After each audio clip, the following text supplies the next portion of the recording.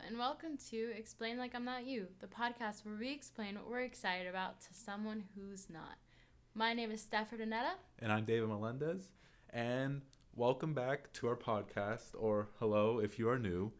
It's been a little bit of a hiatus for us since we've last posted. I think we've been going on for about a month and a half, like 2 months since we've last recorded this. Definitely a longer time than we expected or imagined, but because I was starting school and everyone's kind of going through a transition period right now, it just made the most sense to take a break. Especially because for Steph starting school for the last month, we didn't know physically where she was. And for the first, there was a little bit of time where we got to film in person. And we just really preferred doing that. It was a lot easier. And we wanted to play around with that. And we were getting really excited. And if you're on YouTube right now, you've noticed that we're filming on video. And we were excited to try and test out and experiment with all this new stuff. So we decided it's just better to take a break and wait until we could just be back in person to film proper and all of that. Yeah, David bought a tripod that he's really excited about. So now we have a baby little setup for you guys. And beyond technical and physical complications, to not be start out on the worst rain cloud and to be incredibly depressing. In my opinion, there was just nothing to be excited about, and that's kind of our tagline, is to be talking about things we're excited about. But the only things, when I was sitting down and looking at a piece of paper or a Google Doc trying to think about what's the next thing me or staff are excited about that we could talk about, there really hasn't been too much. One thing that came to mind when I was writing this a couple days ago was the fact that Mulan was a big movie that came out in the past month, and Mulan cost $30 to watch, and there was no way I was willing to do that for this podcast hobby thing, and I didn't have any interest in watching it either. Yeah, and as soon as it came out, there's obviously, as you may know, a lot of criticisms around it. So David and I actually had no interest in watching it, despite Mulan being one of our favorite Disney It's not a musical. The new Mulan isn't a musical. My favorite thing I still play the Mulan soundtrack. So for it to not be a musical, I was never going to watch it anyway. Exactly. But besides that, I've been playing a video game called Football Manager, which is not... Steph gets bored a lot by the stories I tell her of me essentially looking at spreadsheets of my fake soccer players and all of that. And I think she can vouch that it's not the greatest content in the world. Steph has, she said, she started school, and as the person who has to listen and sit in class with her while she's attending Zoom University, it's also not the most exciting stuff either. No, and most of the time I've had to just find different hobbies that I normally wouldn't. David has been playing video games. I've been painting Bob Ross, as you might be able to see in the background. So we've been very bored and just trying to find something that we're both interested in or excited about. And there's been inklings of that excitement for me in trailers that have come out. But what's been so frustrating about that is trailers are glimpses of what's to come in the future. And some of these trailers, while they might be near future, one of the ones I'm most excited about is far future. So whenever I look at those things, I just tell myself, it's not here, it's not now, it's not worth talking about. Trailers like the Batman, I think it's so frustrating. I hate that it's called The Batman, the movie. I can't just say Batman. But The Batman with Robert Pattinson in it, I saw the trailer, Steph saw the trailer too, and I think we're both pretty excited about it. There's a trailer for a movie called Dune, which is off a book. It's a big thing. I haven't read the book or seen the movie. Looked pretty cool. Timothée Chalamet looks really dope. The new Mandalorian season comes out in October. So there's been things we've been excited about, just they're not here. So it didn't feel like it was time to come back and talk about anything yet. And not only are they far away, but each week it seems like they get further away because of COVID. It gets canceled, pushed back. So they don't really even know when they're going to come out. So it's hard to even be so excited to be so excited for it. Right, and especially when we started this podcast, I thought a big thing we were going to focus on was movies, because I love movies, and a lot of times I explain to Steph movies I either liked in the past or that I'm excited to see, and I have to try and convince her to watch them. And it was that act of convincing that essentially can translate into a podcast in it of itself. Conveniently, there was a movie that came out last week now, September 16th, so a couple days ago when we're recording, but probably a week from when this will get posted, on Netflix called The Devil All the Time. And whether that it's because we haven't seen a movie in theaters, for me, since February, almost a year now, which is absurd to me. I like to go once a month or once every other month. To just have a new movie come out that was the quality of something I'd go to a theater to see, that has acting and a trailer that I looked at and I'm like, I'm so excited to see this, and I know nothing about it. I went into the movie blind. I didn't know if it was going to be good or not. We didn't know about reviews or anything like that. We didn't genuinely even know really what the movie was about. And to have this new experience, and regardless of it being on my couch and not in a movie theater, it was much cheaper. But just to be able to have something of a new movie feeling, it kind of felt like the closest thing I've had to going to a cinema and watching a movie in so long, that feeling alone was me getting excited. And Netflix itself has been kind of rough lately, coming out with some low-key child pornography things, if you've seen some of that on the news.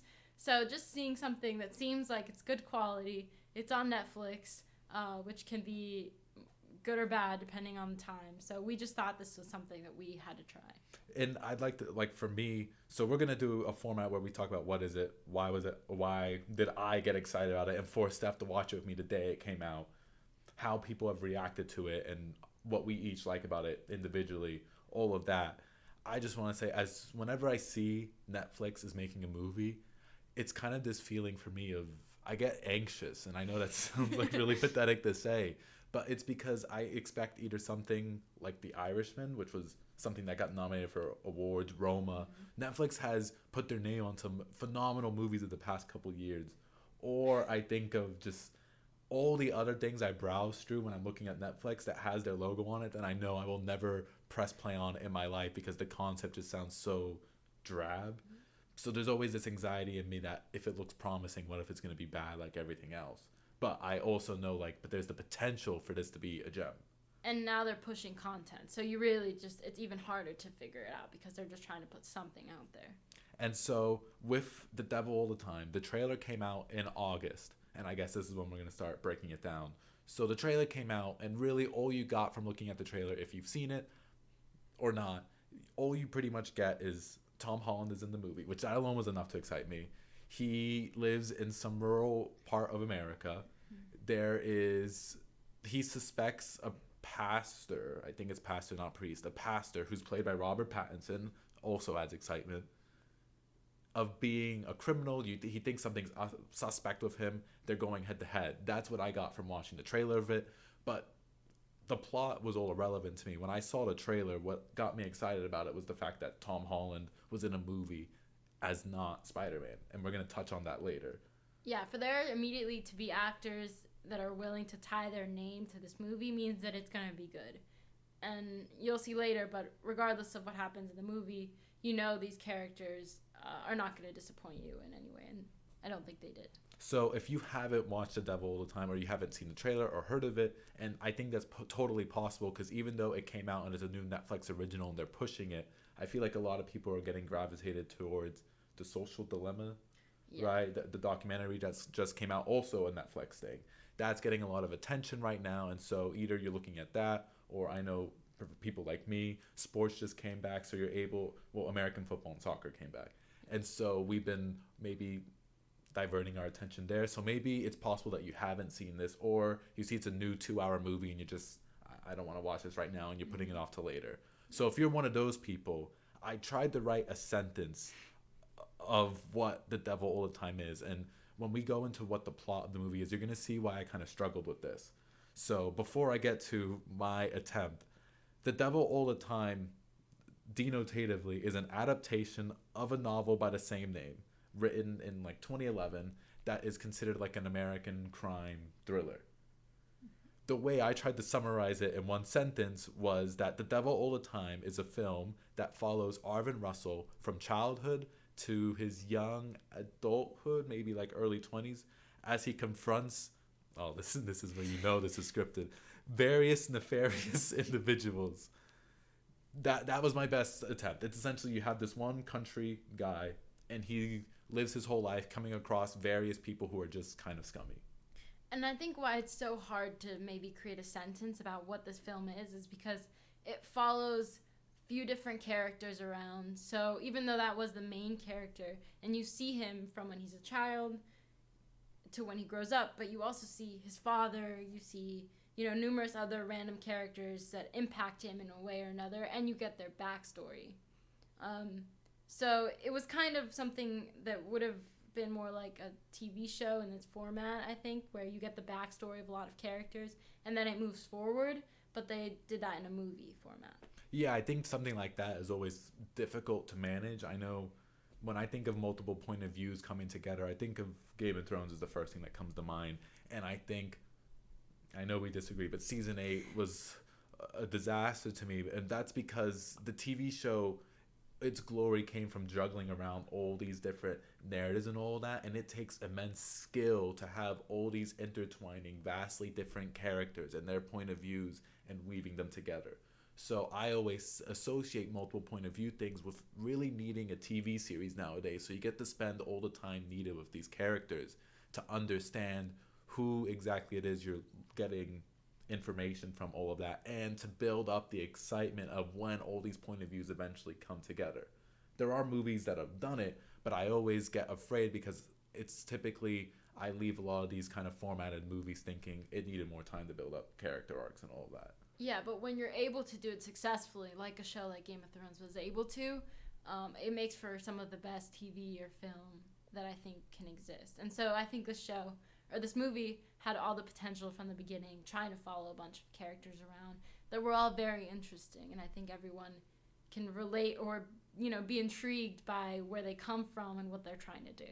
And so I was excited for this movie since the day I saw the trailer. As soon as I saw the trailer, I sent it to my friends, mainly my friends who watch Marvel movies, so I could be like, "You guys know Tom Holland as Spider-Man. I'm just like, Tom's all grown up now," because that's all I got from the trailer was Tom Holland is in a new movie. And I was excited from the second I saw the trailer until the moment it came out on Netflix. I actually, for the first time ever, had Netflix remind me that something came out so that I could watch it day one, mostly because I was bored, but also because I was just really curious to see where this was going. So the reasons I was excited: one, it was a chance to see Tom Holland not be Spider-Man. If you've seen the Marvel movies, I think it's kind of consensus at this point that Tom Holland is one of the best things about the Marvel movies. Yes, Robert Downey Jr. is awesome as Iron Man, but he's been there since day one. Yes, Chris Evans is awesome as Captain America. Chris Hemsworth is awesome as Thor. The casting all feels great. There's so many A-list actors and all that in there. But as a person who maybe isn't the biggest Marvel fan in the world, whenever I watch these superheroes and all of that, Spider-Man to me is always the fresh breath of air. And Tom Holland in particular, because he's maybe younger than everyone, he has a nerdy kind of banterous sense of humor. He's always been, even if he's only in a scene or a movie for a couple of minutes or a couple of seconds, he's always where my attention diverts, oftentimes in like a star-studded cast. Yeah. Likewise, you were excited for Tom Holland. I saw Robert Pattinson, and I guess I'm gonna expose myself now, but I saw him in Twilight, and I think most people. I know, but like I used to really like Twilight, and I feel like that's kind of nerdy now because we all know that kind of sucks. But Robert Pattinson, I feel like he didn't even reach his potential clearly in Twilight, because when you look back at it, it's not great.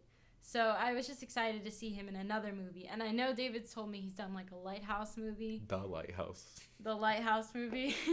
But I haven't seen that. And so to see him in a movie, I was really excited to see like what he could do. And he was playing this reverend who just had like all the intrigue about him. So that's something I was excited. It's funny that you bring up Twilight, because to me, when I thought Robert Pattinson, I was thinking it's time to scout the next Batman. So it just shows the complete different ideas of where we are in film. Because for me, I was just excited after seeing the Batman trailer like only a month ago.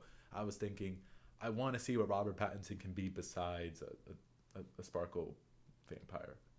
Yeah, and when you did show me the Batman trailer, I was also likewise excited because I haven't really seen him do a serious role. And so to see him do something like this is very cool. If people haven't seen The Lighthouse and all they know Robert Pattinson from is Twilight, which I guess that's forgivable. That's the biggest movie he's probably been in besides being Cedric in Harry Potter and the Goblet of Fire. I forgot about that. He's perfectly capable of doing more serious roles. He's shown it in the past. And so this isn't like the first time he's done it. So he's kind of like now this groomed guy who's done things besides being a sparkle vampire. And he's just I was just excited because I felt confident in his performance going into it. I was just kind of curious to see him as a villain character because I think the trailer instantly shows him as a villain, and I haven't really seen Twilight besides like YouTube montages of just awkward pauses in it. No. Really? I couldn't. And so I just didn't know if this guy was going to be capable of being a real villain, and he is. I think this is one of our points of contention later on. Yeah. But Another guy who's known for playing a villain now, who's also in this movie, is I can't do Swedish, but Bill Skarsgård, I think is how you say his name. He played Pennywise in the It movies that just came out. He actually plays Tom Holland's character's dad in this movie. I didn't understand, seeing the trailer, I didn't understand what Bill or Mr. Skarsgård's job in this film was going to be, because it seemed really obvious that Tom Holland was the main character. But I just saw he was in the film. That got me excited. I thought he was brilliant as Pennywise when it was actually him doing it and not effects. I thought he did a really good job being creepy and menacing, and I noticed that since Robert Pattinson, the trailer made him look like to be the villain, I was curious to see, well, what is Bill slash Mr. Skarsgård, what is he going to be doing in this? And then lastly, as soon as the trailer came out, which I watched on Reddit, I scrolled down through the Reddit comments and I saw that people were chatting about the director, a guy named Antonio Campos, who I hadn't heard of, but people much more educated in the field of film told me he's really known for doing good psychological horror movies or psychological thrillers. And that made me think, well, if that's what he's known for, and he's not like a big time director, but he has his niche, and he's going to be directing this new punt by Netflix, which just by the cast seems to be a pretty risky investment. It would make me think that they're going to pick a director who they think is suited for what the film is going. So I thought, looking at that, is this going to be a psychological horror thriller movie? And it wasn't, but I was just excited to see that this guy was a promising, like a director people knew he was good. He's shown his worth, and he has years establishing himself. Yeah, I definitely wouldn't qualify it as like psychological horror, but there's definitely aspects to it. Mostly I think it would be crime, if I could classify it. Like a crime thriller? Yeah, like a crime thriller. Yeah. It has psychological aspects, like the characters deal with a lot of different things, but it's not so much on the viewer that's dealing with those things. Like the viewer gets kind of a third person, like you see everything. Right. Even though it's not a horror or a thriller, I still think the fact that he was an experienced director really shone through, because the acting he pulled from these people and the way the movie is shot at times, it's really engrossing. It keeps your attention, and I think whenever you have a 2 hour, 20-minute, 2.5 hour long movie that's kind of premised around this idea of being a slow burn movie, the biggest ask of the director is, can I keep you, this average reviewer, not the average reviewer, you, the average viewer, not a reviewer or a critic, can I keep you entertained and engrossed in this movie the whole time? And I think he did. So I think that shows to his quality, whether or not it's not his genre, it still shows that this guy had experience. Yeah, and I think it shows that on Rotten Tomatoes too, even though critics gave it, like you said, a 66% average rating. I think the audience score, right, was much higher. And so David and I, we're obviously not movie critics. I'm not even as experienced in movies or watching them as David is. But we both really enjoyed it, or certain aspects of it. I think so. If we're going to move into our thoughts now, since we brought up the reviews, and one thing that I think is really interesting about this movie is the review disparity. As soon as we got done watching the movie, I made Steph and myself blind watch this. I didn't even feel comfortable Googling the cast while we were watching, because I was afraid we were going to see like a headline of an article of a review about it, and it was going to spoil our perception of a movie. Because personally, I feel like whenever you go into a movie knowing what that Rotten Tomatoes score, the Metacritic score is, it completely changes your perspective of the movie, and if you're going to give it the time to like establish its narrative and all that. So a big thing for me when in a normal world that's not apocalyptic like ours is right now, and I go to the movie theater, if I'm seeing a new movie, I try to go in without knowing reviews about it. Yeah, I just don't Google those things. I don't normally care. If I see a trailer that I like, I'll go watch it. I think there's some cases where you probably should have looked at the Rotten Tomatoes score and not wasted your time. Like when David and I watched The Ugly Truth, we probably should have seen its messed up score of like a 20% on Rotten Tomatoes. But in this case, it looked like genuinely it wasn't going to completely suck, so we should have given it a try. And I think in general, whenever I go to see a movie, like I'm not a gambling man, but this is my chance to gamble. Like it's a risk I'm risking my time, something more valuable than money, to a movie to see was it good or not. And so I was surprised that when we finished the movie, I instantly wanted to just see, well, what are people saying about it? And I was expecting I don't know what I was expecting, but I was expecting people to generally be liking the movie. I thought that the acting, my immediate takeaway was that the acting was really good. And as a person who got into this because I wanted to see Tom Holland not be shooting webs out of his wrist, it ticked the one box I really had, that Tom Holland did a really good job being something that wasn't Spider-Man. And he wasn't really a humorous character either. He was playing something that was a far departure from Peter Parker. He was this burly, kind of violent, aggressive countryman living in West Virginia. He was nothing is more different than Spider-Man than that. And so I thought he nailed it. But as soon as I pull up Rotten Tomatoes, it's actually sitting, at least when I wrote on this piece of paper, at a 66% for critics, which is, that means it's average. 66% of critics gave it a positive score. I think with the average score being around like 3 out of 5 stars, so that means it's good. Yeah, all these actors, you could maybe see how they could be a little bit out of their element. Like we saw Dursley from Harry Potter, who is obviously British, be in this movie, and so he had to make a country accent. Robert Pattinson had to be country. Tom Holland had to be country. So like these people, you just don't picture them in like West Virginia or Ohio or wherever this takes place, and yet that's where they were. So even though it would be seemingly like they are out of place, they made it work really well. So that's when David and I thought that this would have a really high score. But at the same time, I think for me, when I finished the movie, like I could tell something was like missing, or like it didn't wrap up like beautifully the way I would have wanted it to after watching it for so long. But I still, like, with the actors, it's just you can't miss. Well, I do think a big reason why there's a disparity in audience scores and critic scores is because I think when you watch this movie, on the outside, the surface or like the exterior of the car, everything is perfect. The directing is beautiful. It's shot on like the 30 millimeter film. It's a film, whatever. It makes your film look better. Mm-hmm. And whenever you make a decision like that, like it just gives you that. You could just tell. I thought, looking at the way it was filmed, the shots, all of that, this is a high quality directing.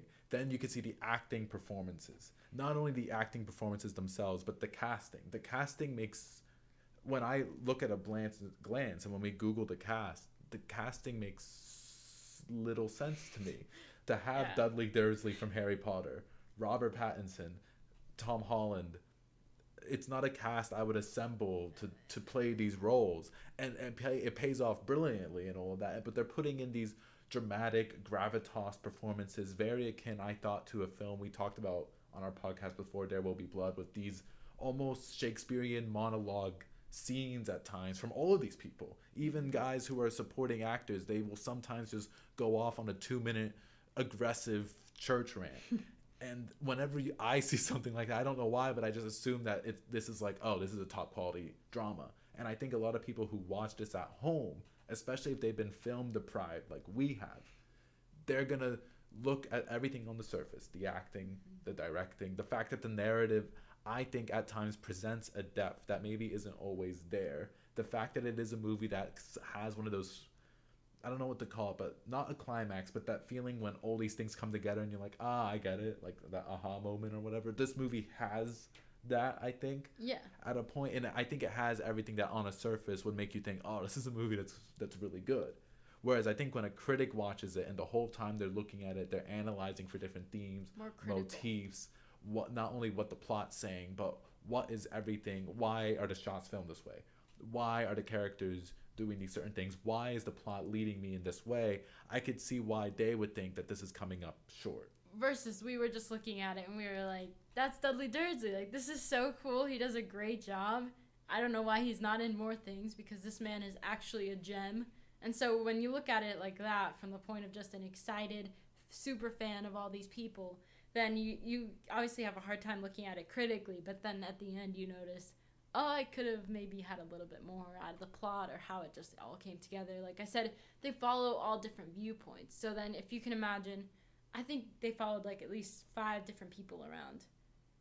Go on, I'm counting on my hands. So like 5 different people around. So for them to wrap up their stories from beginning to middle to end of each and every one of those characters, to all come together, it was a feat, even in a 2.5-hour movie. I think likewise, that structure that we brought up, the multiple point of view character structure, I do feel like that was potentially a problem here because I do think some plot lines feel more deep and you feel more invested in than others. But I think that's also normal. When I was watching Game of Thrones, I hated watching Bran scenes. Bran scenes when he was just mowing up the wall and Hodor's just Hodoring around. That's funny, but I didn't care as much as when Daenerys or Arya. Peter Dinklage's character, Tyrion. Tyrion. Yeah. Those scenes, that's when I'm on the edge of my seat and all of that. Bran scenes I didn't care about, and I guess that's normal. There's just characters we're gonna connect to more. But I think objectively, and I'm trying my best to be a film reviewer, I'm not. But objectively, there's one plot line, the plot line that follows the police officer, that I really question why is it here. And maybe I'm a low-minded viewer and I don't understand the thematic significance of I don't even remember the dude's name, but the sheriff, his arc in this movie is just really shallow. And another problem I have with these point of views is that two different point of views you have is actually the main character, Arvin, Tom Holland. It's his point of view as a 9-year-old, and his point of view as like an 18, 19-year-old. And the reason that frustrated me is because when we got done watching the movie, I asked Steph I think not immediately, but after we had digested, I was like, hey, who's the main character of the movie? Is it 9-year-old Tom Holland or is it 18-year-old Tom Holland? Because they have about the same amount of screen time. The movie's 2.5 hours, and I want to say an hour of it, Tom Holland is 9. An hour and a half, Tom Holland is 18, 19. And I was also scratching my head because not only was I like, is it Tom Holland at 9 or 18? I was like, is it even Tom Holland?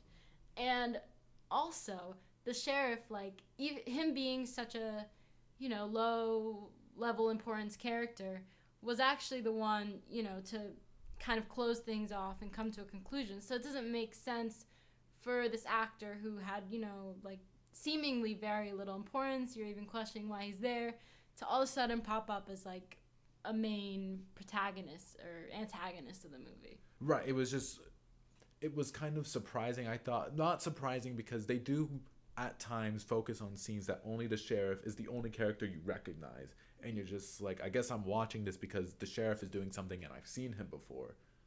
But it was just weird because thematically to me it just seemed weird to suddenly have like the scenes that they did show, the trying to establish him as a character that you understand and you understand that he's going to play a part in the narrative. Those scenes, you could have completely cut them out of the movie, and it doesn't actually change, in my opinion, the theme of the movie or the sheriff's significance in the movie. I feel like he has a scene in the beginning of the movie, and he's perfectly fine not coming in throughout the middle of the movie to play a part. Yeah. For the most part, I think. No, I completely agree. And we were counting those scenes that we like didn't really need him there, and where we would have actually wanted more Robert Pattinson time because we felt that he wasn't even given the chance to really shine on this movie. He had like 2 long monologues, and a big part of the conflict was surrounding him. So for him to not even really be in it as much as we wanted to, we were left kind of wanting more out of that. Yeah, it's exactly right after on my notes that film feels like it has different point of views and it doesn't always work. We needed more Robert Pattinson, and Robert Pattinson does a great job. And his second monologue, which is a confrontation with a character, comes off really well. It's incredibly gripping. I really enjoyed watching it. Besides the fact that as a person who's lived in the American South for so long, Robert Pattinson's Southern accent, I'm not saying is bad or wrong. It's just kind of funny. It just sounds like he did helium and then also smoked cigarettes for a long part of his life. And now he has it just sounds like a country accent that's both too high but too bumpy. Yeah, I feel like it's so easy to be critical of the Southern accent because it's so easy to fuck it up or mess it up. So Robert Pattinson still did well despite us not enjoying his accent. But and the thing was, he did well, and I think that's a feat because we didn't have a lot of scenes really to establish his character. I think a lot of good villains that you see in movies, you need time to see they are menacing, they are scary, or even maybe I relate and I understand why the villain would act this way. We watched No Country for Old Men. I don't know if we talked about it on the podcast or not, but that villain, the guy walking around with the little air thing that shoots little balls into people or nails into people's forehead. I think that's a great villain because it's built up that this guy is really menacing. He's going to take care of anyone with a nail gun, not with a firearm. And the whole time, every time in the movie that you see him pop up, you're have this sense of doom and foreboding. Or to use a more popular and not as artistic choice of villain, Thanos from the Marvel movies, which I know you haven't seen, but his whole arc of trying to kill everyone is based off of like the world is overpopulated and my world died because of overpopulation. And even though this is a joke on a subreddit, people will say like maybe he did nothing wrong. Like he has the whole environmentalist point of view, and you can kind of understand the villain's motives. And I think here, because we didn't get a lot of time with Robert Pattinson, you just don't get a lot of villain building scenes. The only time he was kind of built up to be this like big villain was when he was like mean to an old lady, and that's such a like small. Anyone could be mean to an old lady and look villainous. And so it was just a shame. I just wanted more Robert Pattinson. It's not like he does a bad job of what he's given. It's just he did a good enough job that I thought he merited more. And I feel like he plays a big amount into the plot and the narrative. And I feel like he deserved more of a build-up for the dramatic scene he gets near the climax of the movie. I also think that because of the way that the film is split up and divided into these different point of views, at time the narrative can feel, or not the narrative, the theme using the narrative can feel a little bit heavy-handed. I think the movie, again, not a film critic. I've never taken like film class or anything. I don't know anything about this besides watching a couple YouTube videos about why people dislike and like different movies. I personally think that the movie has themes of certain faults carrying on through generations. I think it talks about a cycle of vengeance and what the consequences are and what to properly do when you have to take violence. I also think that it states that like you shouldn't be violent. I don't think it's going that way. I think it's saying violence is at times necessary, but you have to know how to use it. And I think a big thing, the one that's most obvious, is I think it's a criticism of how church societies can sometimes be structured, especially in the American South, where it's not only a place where you go to worship, and it's not only a place where you go to meet your friends, but it's where you go to meet the person you're going to get married. It's where you get your news from. It's like this one monolith of your whole entire life. And I think this movie does a good job of criticizing it because it's not telling you this is wrong up front. It's showing that these characters who live by that mantra ultimately end up falling short. And the way that it's like completely embedded into their society is pretty interesting to watch as someone who, hasn't lived in the South at all, pretty much.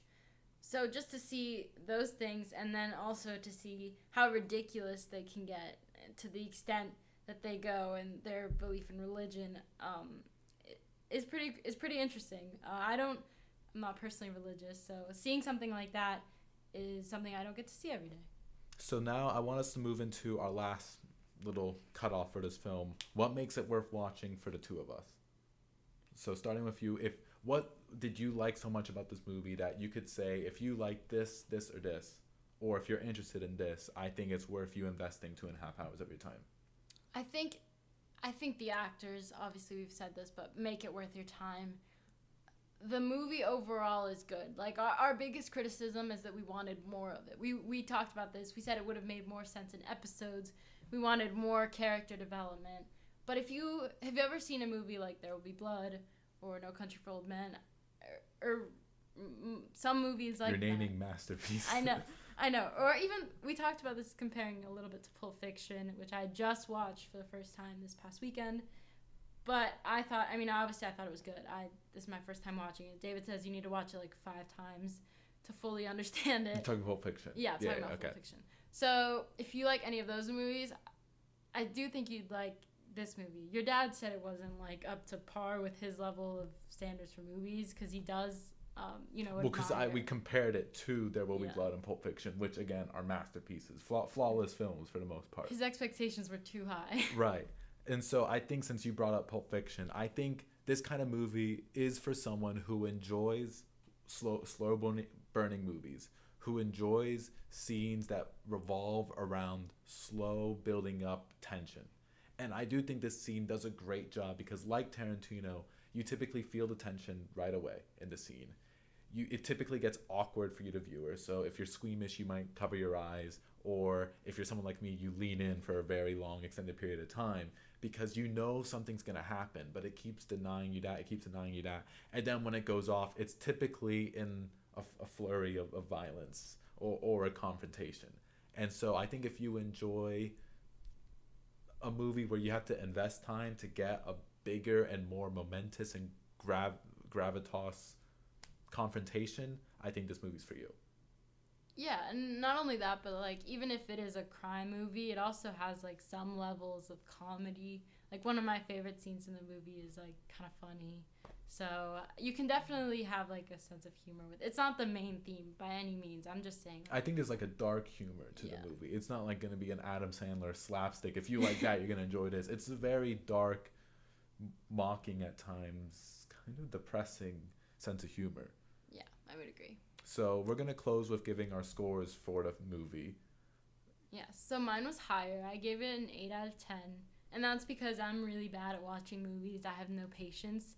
So if a movie gets me through it without feeling bored, wanting to look at my phone, that's already a 7. And then if I, on top of that, I enjoyed it, that's an 8. And 9 and 10 is if I rewatch it. So that's why I give it an 8. Yeah, for me, and again, we're no one, so it's not like our scores really matter or our system really matters. But for me, a 5 is an average movie, so that's typically where I start. And then the more I like it, the higher up it goes. A 10 is obviously perfection. I gave this movie a 7, which to me means it's good. I liked it. I thought the acting, again, was really great. I think that you can put your time in and feel good getting something out of this movie, that it's worth your time. It actually made me really interested in potentially one day reading the book, because I just thought the way the narrative was told and the characters, I could see myself really liking them and thinking they were really cool. That's a shallow word, but that's all I got right now. But I needed more time, and I feel like the best way to get that further character development that I need would be from ultimately reading the book. And most importantly, let's stop sleeping on Dudley Dursley, because the man is gifted. Yeah, that's actually, if I could do like a takeaway, like something I learned from this movie, it's not made to educate you. But I don't know Dudley Dursley, the guy who played him in Harry Potter. I don't know the actor's name. I haven't seen him since he's been Dudley Dursley, which probably across all 8 movies amounted to 15 minutes of screen time. But the guy was brilliant. He killed it in this movie. I actually think he gave me more goosebumps and made me more afraid, his performance as a semi-villainous character, than the main villains of this film. He was phenomenal. And if I look him up on IMDb eventually and I see that he's going to be in things, he could eventually one day feature on like a reason I'm excited about a future movie, because the guy's performance in this, I want to see more of what he's done, and I hope he's done things between now and Harry Potter. Maybe we just haven't even, maybe there is things he's done and we just haven't seen them, like independent films, I'm sure. I don't know. It got me interested though. The guy, well, again, was just phenomenal. I think if just look for him. If you're going to watch this movie based on our recommendation, that's the thing I think would be worth drawing your attention to specifically. Yes, so I think that's it, right, for this week? Movie reviewed. It was nice to just get back to recording. We hope you guys like it. If you guys haven't followed us on Explain Like I'm Not You on Instagram, feel free to do so. We will be letting you guys know what we're going to be doing next week. And if you have any recommendations, feel free to DM us. If you want us to review your favorite movie next, we could do that. We're also watching a list of the top 100 movies. So if this is something you guys like, let us know so we can give you guys more. And that's really it. We will see you guys next week.